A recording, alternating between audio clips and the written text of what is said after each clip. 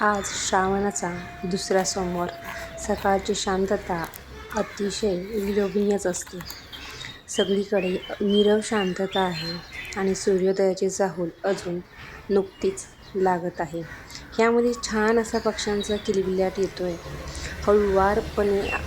एवढ्या धाकाधाकीच्या जीवनातही दिवसभर धावपळीत कधीही पक्ष्यांचा आवाज येत नाही, पण सकाळी यावेळी मात्र नक्कीच होते. श्रावण सोमवार असल्यामुळे आपल्याला लागणारं असतं बेलाचं पान, गोकर्णाची फुलं, जास्वंदाची फुलं. हे सगळं जर आपल्याच गार्डनमध्ये असेल तर किती छान वाटतं ना. असंच आहे माझं काहीतरी छान असं छोटंसं बाल्कनीतलं हे गार्डन. त्यामध्ये बेलपत्र तर मिळणारच तुम्हाला नक्कीच. आणि हे आपलं आहे गोकर्ण. आणि गुलाबाची फुलंही आलेली आहेत. भरपूर छान अशी फुलंही आपल्या देवासाठी नक्कीच आपण याचा वापर करतो.